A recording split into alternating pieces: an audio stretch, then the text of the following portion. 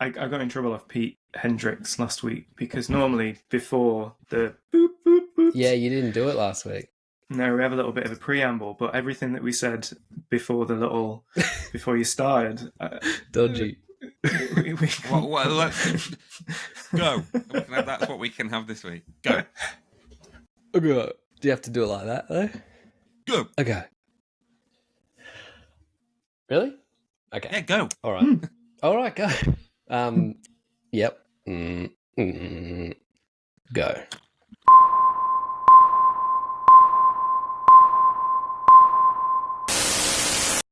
Hello, kids. Welcome back to another episode of Vice Press Open Channel, where we come back together to. Oh, fucked it already. We come to talk about that's things what's going in. That's the yeah, intro now. that's We're here. things the we've podcast started. made, things we've watched, things we've done, things we've loved.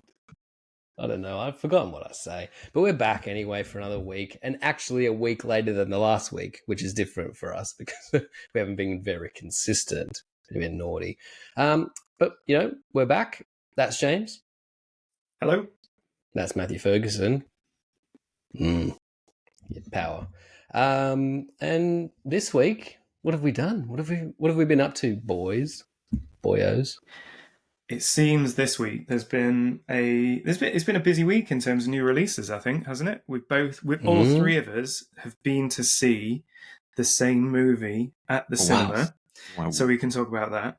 That's cool. All three of us have sat down and watched a new release on Amazon Prime.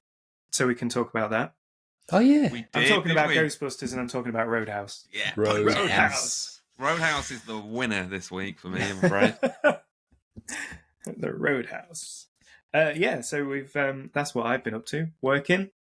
We've had exciting two pieces of exciting news at Vice Press. Home videos. So we got two more of those in the pipeline. It's been, I don't know, this week seems to have been really busy. And then it's Easter tomorrow, isn't it? Yeah, Good Friday. Yeah. I've been working till very late all week on a poster that's launching next Monday. And it's one of the tightest turnarounds I've ever had. Yeah, that's fun. Bizarre, that one. That never happens. It's one of those when it's because it's for special screenings and they want to get it out for because the tickets go on sale sort of thing. So it's one of those where you've got no choice. That's the deadline, Sometimes things. Which is good sometimes because that means it actually has to get signed off and get out there. It's a good way to work sometimes because you just have to fly by the seat of your pants and just get it done. And sometimes that's better to not think so much about stuff and calculate. It's like I'm working on a Star Trek poster, which I think I have actually sent it in for approval now. Star Trek 2, and I've just been chipping away and changing and tweaking for months and months and months, and then it's just like, how long could this go on for? You got to call it at some point. Yeah. That's the thing. Everything has to end, or else you would literally work on everything like anything forever. Because it's never good enough, and we're hacks. So, Right, so what do we want to talk about first then? We want to do, like, James. I want to talk about popcorn buckets. Oh, Christ. For all you. Okay, go on then. Talk about it. First popcorn bucket that I've ever done. And it's metal. Yeah. And it's in the US, but yeah. I'm very excited about that. So that's the only one in the UK that will ever be. I got some samples, yeah, and then there's the drinks. Cup. That's cool. Yeah. I was very excited about those because I've never done that before. So I just wanted to show that like a little child. You know what I miss? Cool. You know what I miss? I miss those old, like, I guess that is it though, but I miss those old cinema cups when you went to the cinema or when you went to McDonald's, like I think Batman Returns, Flintstones, Jurassic Park, those Jurassic Park cups. Can you remember those? Yeah. They had those great honking these big plastic cup. Nice and simple and like kind of straight to the point because like a lot of the popcorn buckets recently have been sex toys. Insane. Yeah, like the Dune one, and then there's you're putting your hand in Slimer's mouth, which I kind of want that. It's awesome, That's but also cool. like wow, they're insane. Yeah. That's Did they very do a trap? American, though, isn't it? Didn't they do a trap for Ghostbusters as well? And it's like Yeah. in the energy of it opening. Yeah. They did the trap one. The trap one's the one that I'd want. So if anyone has got one or can get hold of one and wants to send me one, I'll give them a free poster. Do it. So Ooh, is that a nice. nice segue? This was my thinking into talking about Ghostbusters. It is, and I'm in my office at home today, so I can get my proton pack. Oh, go on, you big old nerd. Yeah. Jeez Louise. Oh, look, there's Lego Ecto one as well. You guys have seen these? These are fucking incredible. Oh my goodness gracious that's like me. just the film. Yeah, the film. Is it a bit light though? 'Cause it's not heavy. I mean, James is making it look heavy, but that may be his yoga arms. We don't know. James is Oh, pretty cool. There we go. How often do you walk around with that? Can he can... Oh no! Oh god, $600 down the drain. What little segue there? No, that's cool. Oh, I've never seen one like that. Like actually, someone having it. I've seen the promo pictures. Oh man, if you come over this year, I'll get it out. It's. I am coming, James. Good. Doesn't matter. I'm coming no matter what, bro. It's You're not coming right now, though. Hey. For how much it cost, I have to give Hasbro their dues. Good child. That thing is fucking incredible. It's the best thing. It's the best collectible I've ever bought. What was the coin on it when you got it? So I think the pack was 500, I think, there or thereabouts, 400 maybe. And then the gun, the wand was separate. So I think the wand was like 150 maybe. Separate, really? Come on, guys. Well, they did that first, didn't they? Because they did the wand, neutrona wand on its own first to kind of gauge whether people wanted that. And then they did that, and then they've just done the 2 in a box with the trap and the PKE meter, which was that was 300. That I think, to be fair, I think the price point's pretty cool on them. Like for I would like a trap full setup. That's cool. The trap to me was always the coolest bit, like because they just like fling it out and it's got the yellow and black. The toy blue one, that was blue from when we were kids. Yeah, which that was in the movie, wasn't it? When they had the news story. Yeah, that was really clever. Yes. That was a bit that I loved. That was a good way to use like Ghostbusters promo footage. The series. So anyway, we should actually get into this. Talk about it. So Ghostbusters, dumb ass name / Frozen Empire, like the worst name for a film. I don't know what marketing. Frozen for 5 minutes at the end. Yeah. Don't even get me started on the name. Anyway, I won't go into it. But James, number one Ghostbusters boy. What did you think of Ghostbusters Frozen Empire? So I went into when I saw all the trailers and things and the trailers came out, I was kind of very excited about it. Afterlife, I think, is very good. Afterlife's arguably the second best Ghostbusters film. So I was very excited. Correct. And then just prior to watching it, all of those reviews came out and they were negative. So I think my expectations were lowered going in a little bit. But I have to admit, I thoroughly enjoyed it. It's probably the 4th best Ghostbusters film. I really had fun. I enjoyed that. I thought the world building in it was incredible. We'll go on to that in a bit. I know me and you, Florey, were talking about that earlier in the week. The world building was incredible. I think, like Afterlife, its problems were kind of rooted in it trying to shoehorn in a little bit too much of the legacy stuff. There was kind of a lot of stuff in there that I felt was shoehorned in for the sake of it. I thought the story was a bit bloated. I thought there was too much in there. It could have been condensed down and it could have been much, much tighter. And I think it would have benefited from that significantly. So overall, I mean, for me, it's like I'd say 7 out of 10, 6, 7 out of 10. But I had a good time and I'm glad it exists. I'm glad we're getting new Ghostbusters stuff. I had really good fun. I am looking forward to watching it again. So yeah, was it the greatest thing ever? No. Was I disappointed? Maybe a little, but I enjoyed it. I really enjoyed it, and I'm not gonna kind of be one of those internet creeps that kind of has a love and reverence for something that's 40 years old and blast something for the sake of it. Child. It kind of every single from... person listening to this podcast. Yes. Yeah. Go on. It suffers the same kind of issues that a lot of modern day films do. I think it's kind of it's a modern film, isn't it? And I think and all the problems that kind of go with that. Basically, I thought it was pretty good in places. The main problem with it, I think, and this is like coming from a critical sort of objective point of view, because there's the subjective, which is it's Ghostbusters and it's cool, and I enjoyed that aspect to it. But objectively, it's the editing. I would say it's quite poorly edited. There's lots of dead end story beats and narrative dead ends that could have just been cut out, and the film would have still worked or even been better, because it's kind of like you didn't need that.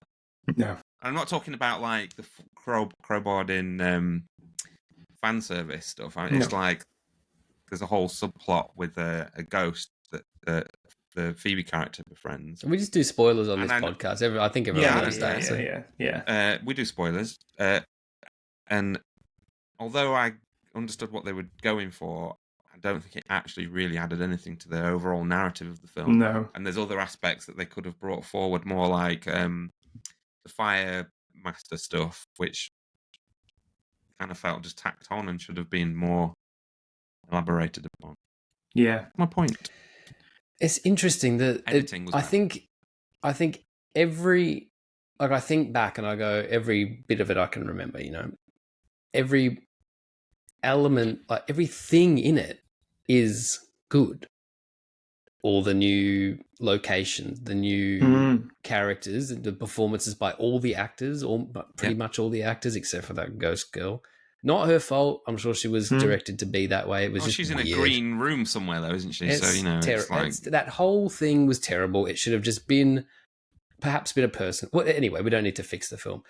I think every single thing in it is good. I love all the new gadgets. I love the research division. I love the new that English chap. Like he was really fun. Yeah. I would have taken a couple of characters and a couple of plot points out, and I think you've really got something. And I think those things that were added in were probably put in place of things that would have worked probably better before some little meddling was done by some people in suits or whatever, because it feels like it's been mucked with, and that's my main issue with it. I've got like a really sort of I was speaking to my wife about this after like the one point where I was really like, right, so they go to the library and they have that huge conversation with Patton Oswalt, who's just an exposition dump, and it's just like real it was dead still end, good. I thought. Yeah, but then when they're leaving, or at some point Ray sees the ghost from the original one, and that's just like there just because that's the ghost from the original one, and it was pointless. But what I found myself thinking was, that ghost is in the library, it reads ghosts. They should have done the story where they go to the library and Ray has to overcome his fear of that ghost from the first movie, and it's that ghost that shows them the book with the information in, and it's done not by somebody just telling you, but by being shown, and then you get the fan service of having that old ghost in it as well, and it would have been a neater, tighter edited sequence, but instead it's right bitty. Well, this is where it goes back to what I was saying about modern filmmaking, because modern filmmaking, there was that old adage, wasn't there, where it's show not tell. Yeah, exactly. But modern filmmaking seems to ignore that. And I think going back to what you were saying there, I agree. That was like, it was a missed opportunity. I don't want to try and fix the film. I don't want to go into what they should have done or could have done or would have done or whatever. Because I think, there's a million ways they could have done it probably a bit better. I'm just going to kind of retcon a little bit what I said about the legacy Ghostbusters involved, because actually I think when Ray having his role... Dan Aykroyd as Ray was brilliant. Yeah, Ernie Hudson as Winston was great. Amazing. Their kind of whole positions. Even Venkman, when Venkman's kind of helping out that crew and throwing pens at... yeah, that was very funny. That's great. That's how those characters should have used. What I was talking about was when you've all got them stood at the end in the firehouse side by side, waggling their... There was like 12 Ghostbusters or something, and I was like, that's too many Ghostbusters now in this small room, all in the same uniform. I was like, yeah. One of the best things about Ghostbusters is how ground level it feels, right? It's a big, ridiculous world that is just really three scientists and a Joe off the street that are running around in a shit old car. and doing this thing that they don't really know how to do. That's what is cool about it. That's what makes it work. When you, for some reason, get a bunch of 80-year-old men and put them into jumpsuits that they have no reason. Where were they? I mean, I know they did it in the last one. If this film didn't have those people get into those jumpsuits and it didn't give Janine a fucking jumpsuit with a goddamn weird arm cannon that came out of nowhere, like, it very much was like, okay, well, we need to put them on the poster wearing this stuff, and that completely took me out of it. If they just didn't do that, and just, they could have been around, why would they get into those suits? There's no reason for them to, and then fall over slowly and do nothing at all. The stuff that they did before the third act, all the old Ghostbusters was perfect. Janine was perfect as well. Everything was good. All the new stuff. The Possessor awesome. Ghost An old aquarium. The old aquarium. Using an old aquarium after. Oh, so the fact good. That they've got like a little 50s room set up for the Possessor Ghost so that it's comfortable and it can possess things. Yeah. Was excellent. And then the fact that it went off and was just possessing all sorts of random stuff like a pizza was absolutely brilliant. Yeah. More of that. Yeah. Well, I think there was a lot throughout. That it was the setups, the kind of gadgets, the locations. They were very obviously setting up this Netflix cartoon and kind of like, okay, we need you to have all of these. Yeah. I thought that the whole thing maybe could have been better. Should have been a TV show. Yeah, 100%. Because it felt like separate stories or separate things, and then you could have had a storyline about the ghost friend, and you could have had a storyline about the possessing one, or an episode where they're just trying to get rid of this Slimer. Instead, it was like weird little vignettes for no reason within the film, and then the overarching narrative kind of got lost. Yeah, why couldn't it be like, you can imagine a Finn Wolfhard episode, right? His mum's always giving him shit because the attic is full of garbage. He's like, Mum, I keep cleaning it. And she's like, bullshit. You're a teenage boy. We don't believe you stink. And it just keeps happening. And then he's telling there's a ghost up there and all that. Like, that could just be great. There could be an episode where maybe it's just Phoebe and Gary and they have to go off out of town because some rich guy's reported a ghost and they're going to get extra money for it or something. Like, why? And then they could have conversations in the car about, am I your stepdad? All that shit could be done in so much. These actors are so good.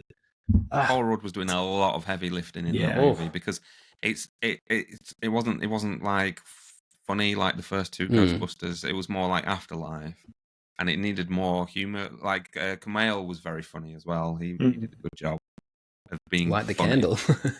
Yeah, like just when he came down the pole, and the big demon's there, and they're just like, and the demon actually stops and waits for him while he's doing that with the light, because it's just like, that was great. Because but also the pole that they cut off. Yeah, that they cut off. I know. Yeah. There's two poles. There is, yes, but but if you look in that frame, the other one's still intact in the background. This is the thing. I think that as soon as they hit the firehouse, like in the end, as soon as everyone's there, none of that was the movie originally. No. It all sticks out like a sore thumb. We know it wasn't because the trailer was different. There's a bunch of people that have bought $600 red coats that are pissed off because they say only one in the movie, on isn't them. it? Yeah, and it's only what's-her-face is wearing it, the character that was obviously dead at that point originally. There was a battle, right, with loads of ghosts, because he breaks the ghosts out, and so there was an army of ghosts in the city, and they were going to do all that, and they were probably going to have the taxi ghost again, and somebody but he was frozen, getting possessed and stuff, and all that sort of thing. And instead, it was just the guy in the firehouse, and it felt like there was a tricycle, and then they all stood in a room with a car. Like, how cool was the Christine style Ecto one? That's a whole thing in itself. Yeah, that's 15-minute scene of them like trying to get the car back. Like, it's not directly 4 seconds. Real Ghostbusters cartoon, isn't it? But there was something I noticed. This, I mean, all these nerdy fan groups, but the red coat thing is hilarious because they're all losing their shit in these groups. It's quite funny, but. It's still cool, whatever. But when tickets first went up for sale 6 months ago or whatever, the runtime was 10 minutes longer than what it actually ended up being. So like Matt was saying, they've clearly cut out a whole bunch of stuff, which is interesting. I wonder if that's a special effects thing. What the editing and obviously special effects or editing or previews, they've changed bits, but it still needed to have they say kill your darlings, don't they? So the stuff they must have loved that Slimer stuff because it's Slimer, or they must have loved the ghost friend subplot. But really, were they actually adding anything to the overall narrative of the movie? No. Cut them out. Phoebe was too much of an arsehole. They made her an arsehole instead of just being like a cool, clever kid like in the first Afterlife. Well, she's autistic, right? Like that's what I took from the first one. Is that there's a level? That's not. They didn't go for that in this one. They just made her a moody teenager, and it was just like, oh, come on. There's a fine line between someone playing that or being directed to play that, which she did perfectly in Afterlife, and then I don't want to put shit on anyone, but like a less talented director of actors directing her and telling her just be snooty at everybody, and you're right, it came off as just like she was just being a turd, and that's not who she is. It was very odd. I think McKenna Grace does like the best she possibly could with this stuff. I think that whole ghost mate, well, it's really, I mean, she's kind of like the first love, right? There's obviously something going on there. That's why she does such a stupid fucking thing, because kids do stupid shit for hot chicks, But I think they established that she's not stupid. Yeah, I don't think that was the whole. What I liked about that character is she isn't like other children. Yeah. It wouldn't sway her because she would, no matter what, she errs on the side of logic. So Mom's the one who's not sensible in Afterlife, right? Basically, and she's just like, oh, come on, we need. They did neutered a lot of characters early on. What I was gonna say though about just before I lose it is about the Ghost Girl thing. I think they have all these like bits that we would chop out, right? They have things that obviously the filmmakers thought that they'd absolutely nailed. So I think, and I think they actually did too, like with the Ghost Girl thing, the very, very start of it, when she's going to play chess, right? That scene I thought was incredible because I'm like, oh my God. That was really good. You're like, oh, and like your heart jumps because you think when the chess piece moves and you're like, oh no, she's still playing with Egon. Mm-hmm. And then the hand comes back and I'm like, oh no, I hate this now. It's gross. It's going to be Egon. And then it isn't. And you're like, oh, okay. What are they doing? That and then I get it because it comes back. She was set on fire, and then it comes back that she lights the match that he uses to vanquish the baddie at the end. But I think that there's all that in the middle that doesn't work. But they had like the start of it and the end of it, so they were like, well, we can't get rid of it. It's like, no, well, you need, like Matt was saying, kill your darlings. You need to figure that out. It's not working. There's I do agree. It's 3 stars. I enjoyed it. It's good. Yeah, I came out of there going, please make another one. Like, I need these guys in a better movie, and I need to see them busting. Like, because cinematography was excellent as well. Whoever shot it, very good cinematography. Special effects were flawless because they looked retro but not like stuck on. And then also the production design is incredible. Like that, the Ghost research play is just awesome. Such a good set. It was really, really good. Yeah. I was shocked when they said it was $100 million budget. That's wild for what this movie looked like. Yeah, definitely. It's and I will say, just to kind of cap it off, I guess, is that it's got one of my top 5, maybe 3 Ghostbusters scenes in there.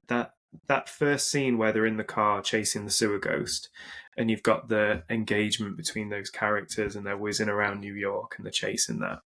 I really loved that scene. And like, you had Phoebe telling jokes, you had Carrie Coon's character kind of being, Carubus, and it just felt, that scene was brilliant. I liked that. And that kind of gave me optimism for the rest of the film, and it kind of carried it through a lot. And I think what they lost going through the rest of the film was, like, with Phoebe's character, she didn't have that kind of jokey, kind of jovial thing that she had. Yeah, the bad jokes. She didn't make enough bad jokes. No, I don't. Podcast and Ray, man. Podcast and Ray getting together. Podcast is great. Like when he's just smashing stuff. It's like when that little cute marshmallow man comes out, and it's like, and then he's just like, What's it? The hammer gets the views. They're breathing. Right? Yeah, get a hammer on this show. That was very funny. They're great examples of what they kind of missed a trick with something that would have improved it immeasurably. Like why doesn't Phoebe know that podcast's there? You'd tell your mates, wouldn't you? That's not a hard thing to have. Yeah, true. Like, It's crazy. Phoebe's podcast bumped up with Ray. I'm going to go and say hey to him. Or Tells look, Ray that he's got to hit like and subscribe. I thought that was good because he's just like, I don't know what this kid is saying. You know what? Actually, you know what? I've just figured it out. Every scene that started with was good. Every scene that started with like the new music was shit. So just cut out everything with like the, you know what I mean? Like the modern bombast sort of score didn't work. Yeah. Classic Ghostbusters things of a setup and then the payoff is just ridiculous. So like in the original one, when the setup of them going in to save the day, and then it cuts and they're going up all the flights of stairs and they're knackered. Yeah. And it just undercuts it. It's brilliant. And whenever it did that, I was like, very funny, very good.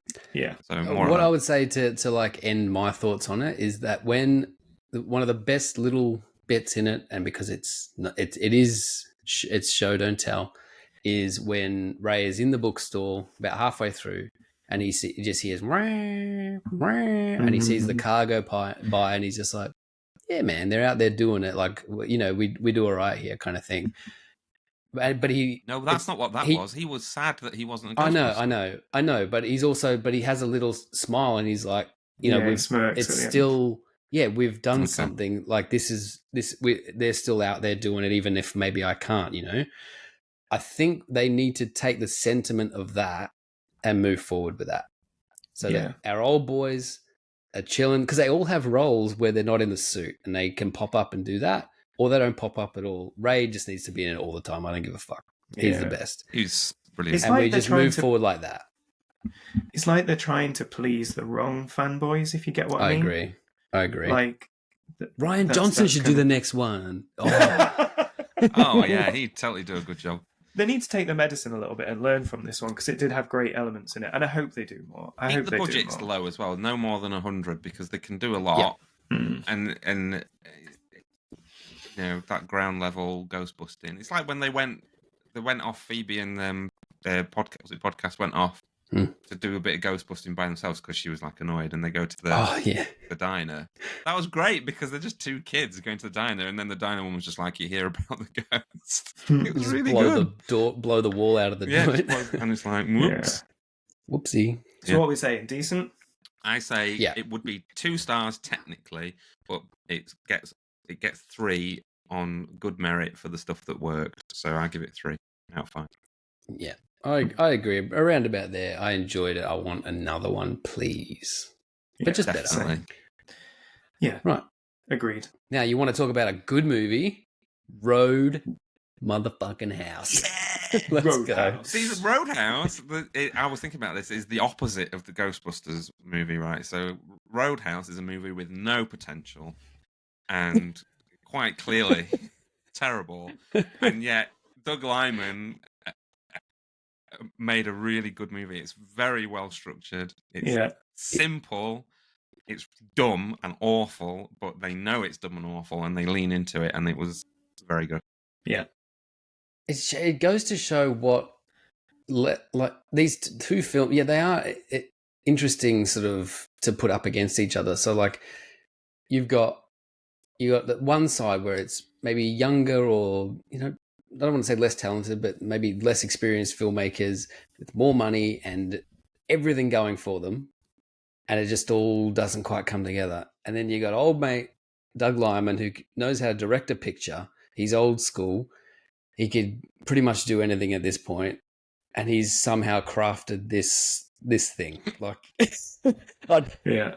and it works, you know. But oh man, it was great. It just works. It's just a really fun, stupid, fucking movie. Like they're just kicking the shit out of each other. Everyone in this town is completely mental. I'm assuming they're all on meth before they go drinking at this Roadhouse, because it's like they start fighting. They're just like, fight. And then he turns and punches his mate that he's sat having a drink with. And what's incredible is the other thing I thought is like, how does this bar get such amazing bands like every night? There's like all these cool bands that they've got willing to go play there. Just like, outrageous. The place is a death trap. Well, it just has that 80s logic, doesn't it? Because none of that made sense. But it's fine. You don't need to. It's kind of one of those where you're along for the ride and you're like, yeah, okay, it's Florida, I guess. It was that It's just first a fight fun when he's movie. like, when he takes them outside by saying, which one's your bike or whatever, and then he just slaps them. Yeah. Like, oh no, sorry, I slapped you. And then after he's broken all their arms, he takes them to the hospital. That was just pitch perfect. This movie would not have worked without Jake Gyllenhaal. He's incredible in it. He's very, perfect. very good. Yeah. It made me want Jake. Every time I watch Jake Gyllenhaal in a film, I want to watch Jake Gyllenhaal in something else. Like he's always brilliant. Like Always good. Have you seen Nightcrawler as well? Oh yeah, amazing. Very good. I mean, the guy just knows how. And then what's the other one? Prisoners as well. He's in that. Yeah, Donnie Darko, man. He's got such a range. Even Spider-Man, like to play Great Mysterio and absolutely fucking nail it. Like he nailed that. He's so good. But and the guy has such an amazing collection of shirts in that film as well. Well, I was going to say that's my aspiration now. That's what I'm gonna look like when I go on holiday in the summer. Yeah. Totally. I'm gonna get doing some. I just need a boat to do some. You know what it is though. You know why these shirts look cool is because he's ripped out of his fucking mind, and when you're ripped out of your mind, unbelievably ripped, you can just put anything on and it looks awesome. It's the Top Gun mustache effect, isn't it? It's the Top Gun mustache effect. Again. And then how about Conor McGregor and his walk? But when they've all gone and he comes back to the hideout or whatever it is, and he just walks in and his arms are up like that, and then he's just stood. And he's like, "Where's everybody?" And then it cuts. What? Just like, do we know he's so bad. He's so. Do we know the budget on this film? It must be 40, 50 mil or something like that. I think it was 80. I would 40 of that is Conor McGregor's cocaine budget because that boy was off the fucking planet. He was gone for that entire movie. I tell you what, absolutely hilarious. Everybody just crashing cars into shit all the time. $85 million. $85 million is what that film was. Didn't they take an extra 20 for it to go to streaming? So the deal was, okay, we'll do streaming only if we have an extra 20. So it was actually 60, right? Basically. Okay. And then they complained about it not going to theaters. The thing is, this would have been a hit in cinemas. It's a good cinema movie. I think so. It's a real crowd pleaser. It very much reminds me of it's nothing like the original, but it really does remind me of how you feel when you're watching the original. You're just having a good time. It's full of cool dudes doing cool stuff and just like getting punched in the face. Punching How do you feel people. about the special effects for the punching? Because they've tried this new thing where they're sort of punching a punching bag or a dummy or whatever, and then they do it the other way, and then they comp them in together so that it's like real contact. Yeah, I didn't always love it, and I was like, okay, these guys both look like they know how to like stunt fight, even if they're using the doubles or whatever. I was like, these look like they could be really good fights, but I can't see them all the time. But then I realized I've seen heaps of fights before, and I haven't really seen fights like this. Conor McGregor's been getting kind of a lot of grief for his acting online. And it's it's shockingly bad. The guy's not an actor. Two, it's not. But within the context of the film, and within the context of his character, it works. And I found it really fun. Yeah, that's the point, though. It's like people like goons in the 80s. Remember that guy with the giant chin? Yeah. Who got to be a goon in loads of stuff because he had a giant chin. He couldn't act. He was hilarious because he was really big and he had a giant chin and he used to punch people. It's the same sort of thing. Yeah. That's it. We all watch Die Hard and we don't worry about how shit the acting is on all the goons, do we? They're all rubbish. Except for old mate. The only thing that I think it lacked that kind of made the original what it was. Firstly, I think it was better than the original. On Whoa. I do. But that's one of the greatest movies ever made. What are you talking about? He didn't tear anybody's throat out. No, that's true. I think it missed a Sam Elliott style character that kind of gave him a bit of a moral compass. And they tried to do that, I think, with the little girl. But I don't think it was he was those two characters together as well because he was his own moral compass, wasn't he? Because of what happened when he was fighting and the sort of that was good, simple character. Boom, boom, boom. He I doesn't will say want the to do this first- because he goes too far. I think the first hour works better than the second. Yeah, it got a bit I think- ridiculous, didn't it? Once when it's building and he's meeting all these little characters around the town, and there's a crocodile, there's a boat, and there's a what, and you're like, oh, I can see where this is going. Then you meet the villain, and he's a fucking moron. Then obviously, old mate just rocks up, coked out of his mind, smashes his Ferrari or whatever he does, and you're like, all right. And then as it goes on, it loses a little bit, I think, of that goofy kind of fun, especially with Gyllenhaal. I think because at some point he kind of like something happens and he is like, right, well, I'm in it now. I tried to stop, but now I'm in it, and it gets a bit more serious. And I think that's where it's not at its best. But overall, what's good very about cool. it still though is all those setups, like the stuff with the crocodile and this and the bookstore, is that you just sat there, slightly drunk, smiling, waiting for something bad to happen so that he gets activated, and like, because he's being so polite and he's only just breaking arms and he's just doing a slap here and there, and it's like he's being really like reserved, and you just know at some point he's going to go mental and start snapping necks. And he just it's just like, whoa, okay. When he does, it's payoff is when he was like, what's it, at some point the guys rock up, it's like middle of the day, and he's walking everywhere too. That was like a whole thing. I was like, he's just walking everywhere from like throughout the day. So what, these guys rock up and he's just like walking out of the place like to go back to his boat, and they're like, right, get in the car. I show him his gun. He's like, oh, nah, I'm good. He just keeps walking. They're like, what do you mean? I've got a gun. He's like, yeah, but if I break those 2 fingers, you won't be able to shoot me. And the guy's like, what are you talking about? So he just snaps his fucking fingers. Like, this is the best movie I've ever seen. It's so good. I love it. And what you see, people would say, oh, but that's ridiculous because if someone's got a gun on you, you would do what they say. But they set it up that he's got a death wish anyway because he almost commits suicide at the beginning. He's like down and out, and he's not bothered. So he's not bothered if they kill him, and that's kind of why it's good, because then he's just like, do what you want. And then he gets bothered when they mess with his friends, and that's good. Yeah, good script. Yeah. Do you think there was a conscious decision why they changed his first name? I didn't give a shit. I think it's just like one of those things just to say, no, this is not a remake. Like, we have done our own version. I think that's how it read to me. Yeah, because really, it's not a remake. No, it's not even a friggin' Roadhouse.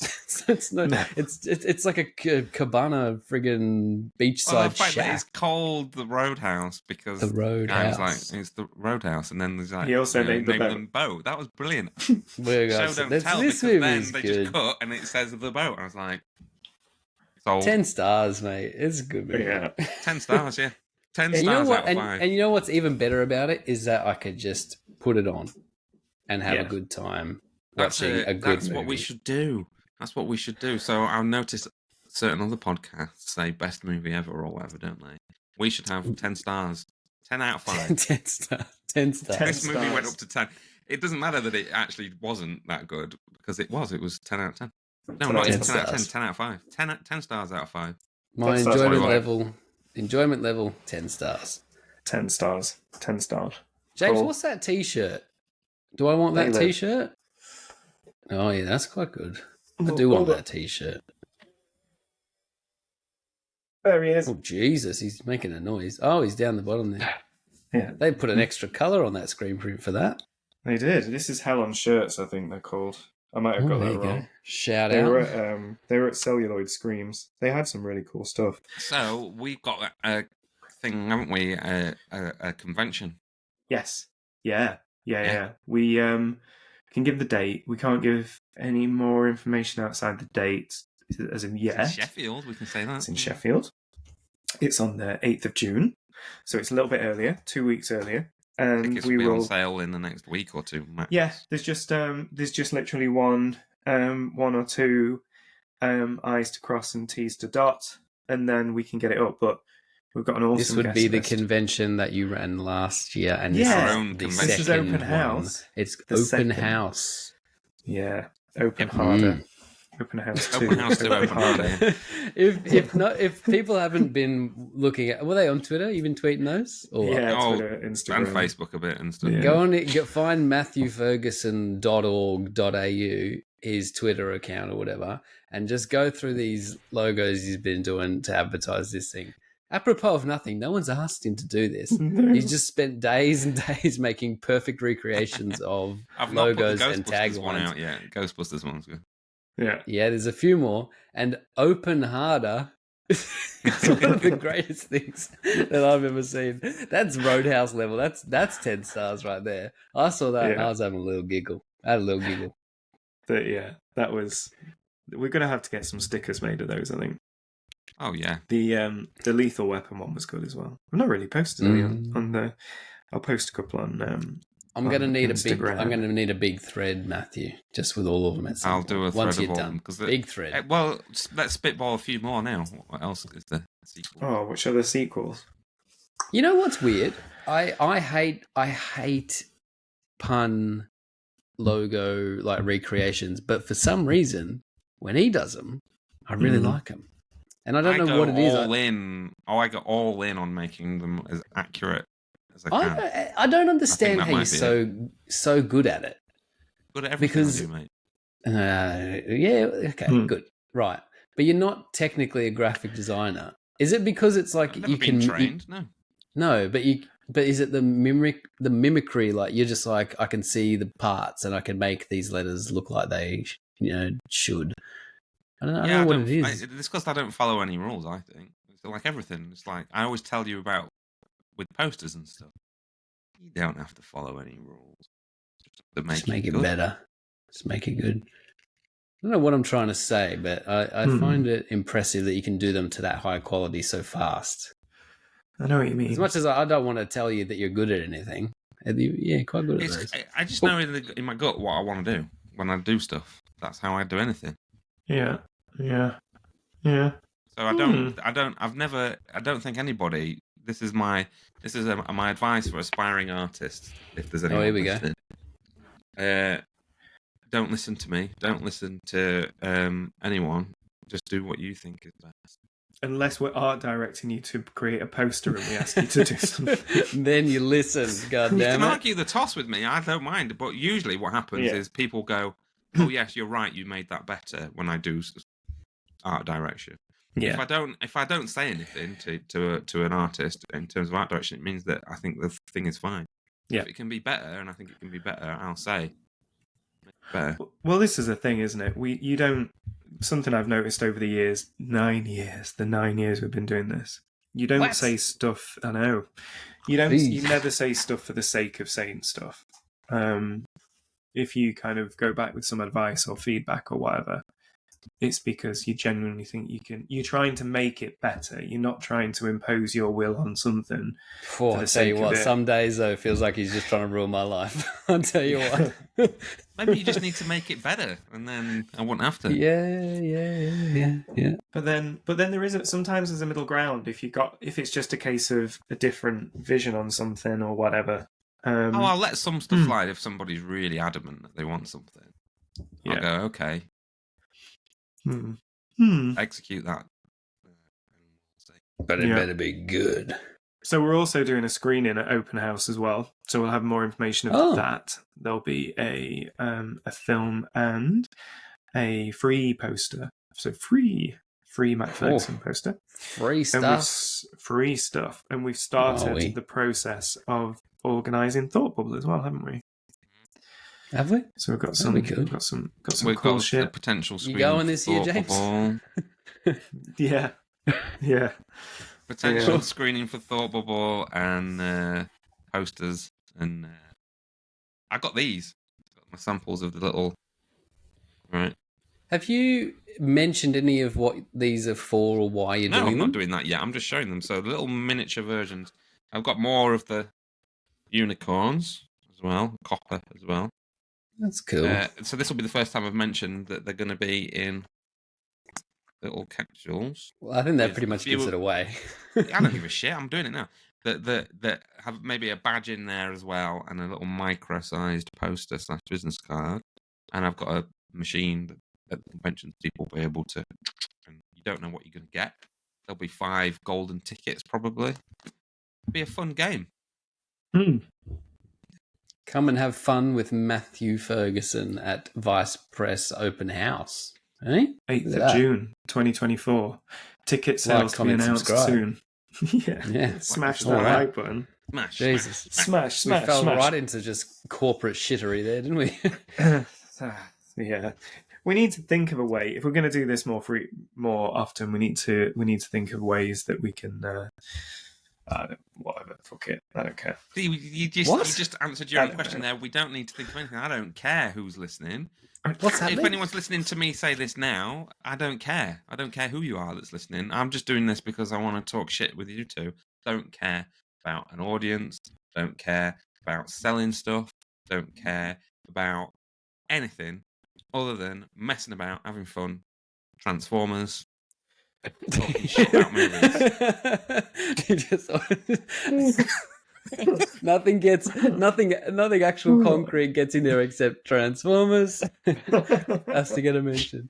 Let's put Star Trek on there as well, because man, I love Star Trek. Love it. Oh mate, we've been doing some wonderful Star Trek things that none of mine are going to come out, are they?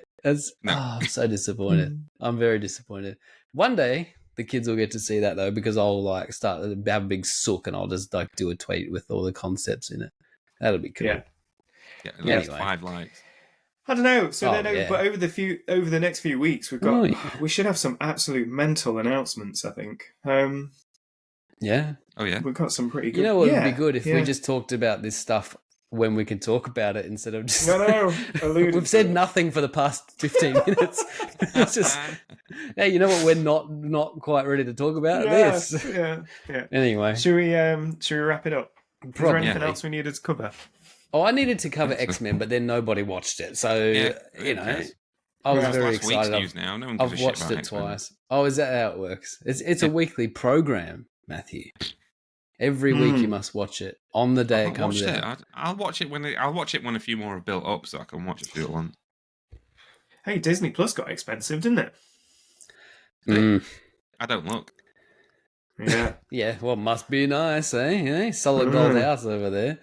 No, that's interesting. Yeah, I don't know why they think they have the value. I mean, I guess they can just lose half their customers if they're going to charge twice the price. Aren't they getting rid of sharing as well? Because, like, obviously, I share do all that password crap with a few family members, and that'll be. Which means it's obviously popular now enough that they think they can just be twats. I mean, I don't know. I think all these streaming services. I used to be like Matt. I don't care. I have them all. And I don't care, except for like Paramount, because who the fuck wants that? That's ridiculous. Paramount for free. Hey. But no, I've started knocking them off now when there's literally nothing on there that I'm watching, because I just pay for all of them for months and months and watch nothing on there.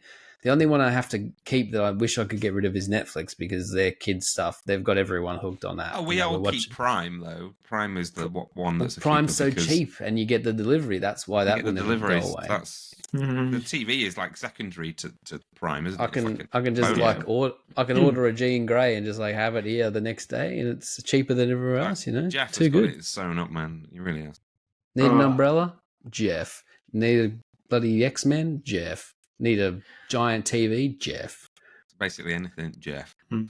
All the shops, all the stores don't exist anymore though in the high street, so you can't like go look at TVs because there's nowhere to go. Yeah, so there's often a lot of stuff that I'm like, I would order that somewhere else, but I can't, which is a worry. We had to drive to Leeds to look at mattresses because we needed a new bed, and there isn't anywhere in Sheffield with like a showroom that's decent, so we had to go to John Lewis, which is a big department store in Leeds. That's what we did. That's why I texted you randomly on Tuesday from John Lewis going, what bed did you get? Hypnos, yeah. Yeah, we're looking at the Temper. We liked the Temper. Look at this guy. No, my bed is correct. The correct bed. You just do what you want, James. That's fine. I do what I want. Yeah. And anyway.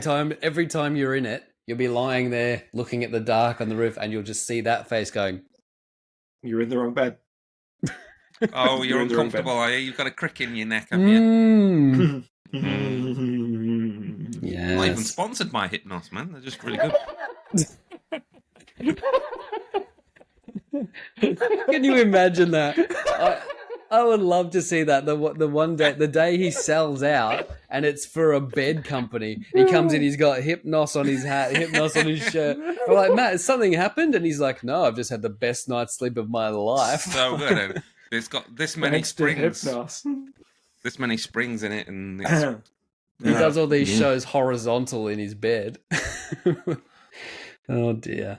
All right. Maybe We've got maybe this, one or- day. Maybe one day yeah, the we've had podcast enough. will Bye, get everyone. sponsored. Yeah. Anyway. I'm happy to sell out if anyone's out there. If someone wants to give me a bed, give me something. Do you want to sponsor a podcast with a solid 50 listeners? don't Ooh. sell out. The amount of people I ignore that want me to sell out. Quality over quantity, James. Okay, our listeners are 10 out of 5 gold stars. All right, that's 100%. what we think around here. No, That's we are exactly grateful. right. Even though I don't care about any of you, you're all 10. Oh, what a lovely sort of Monday morning just to have an angry man tell you he doesn't care about you 6 times in 1 hour. Perfect. I don't care about them. I don't know them. I don't think about them. Do I? Oh, that's all I think about, dear listener. All right, and with that, we're off. Next week we will most likely be back. What's coming out? What are we doing? When's Mad Max? That's all I want to see now. I just want to see some bloody Furiosa. June, That's all I July, care August. about. Oh, that's too far. That's We'll have too to have a far. think May? about what we can watch. Might be I'm May. watching Barbie May. this weekend. Barbie's on streaming this Oh, weekend. You've not you're seen just getting to Barbie? that, are you? Yeah. May is This it's kid. brilliant. Well, it would be Barbie's nice to amazing. hear your thoughts on Barbie next week. Probably say I mean- that was decent.